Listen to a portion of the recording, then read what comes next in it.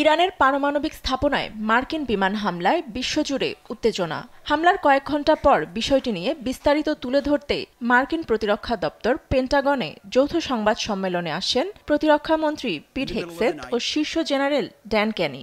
শুরুতেই এ অভিযানকে operation midnight hammer বলে উল্লেখ করে বক্তব্য রাখেন প্রতিরক্ষামন্ত্রী। প্রেসিডেন্ট ট্রাম্পের নির্দেশনা ছিল শক্তিশালী ও স্পষ্ট।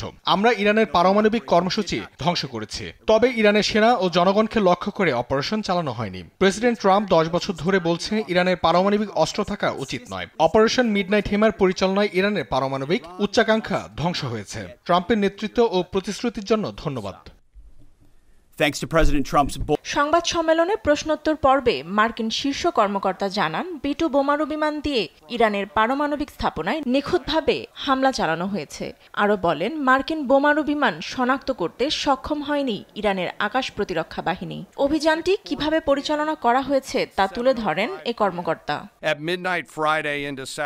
শুক্রবার মধ্যরাত থেকে শনিবার সকাল পর্যন্ত যুক্তরাষ্ট্র থেকে B-2 বোমারু বিমান নিয়ে একটি বৃহৎ স্ট্রাইক প্যাকেজ চালু করা হয়েছিল।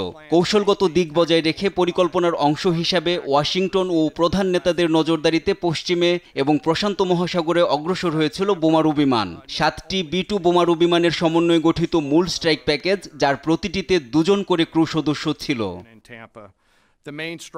ইরানের শাসন ব্যবস্থা পরিবর্তনের লক্ষ্যে হামলা চালানো হয়নি বলে জানান মার্কিন প্রতিরক্ষামন্ত্রী। ইরানের পারমাণবিক কর্মসূচি বন্ধ করাই ছিল অপারেশনের মূল উদ্দেশ্য।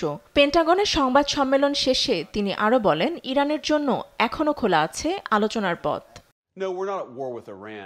অন্যদিকে ভাইস প্রেসিডেন্ট জেডি ভান্স বলেছেন, প্রেসিডেন্ট ট্রাম্প কূটনৈতিকভাবে সমাধানের আশা রাখেন।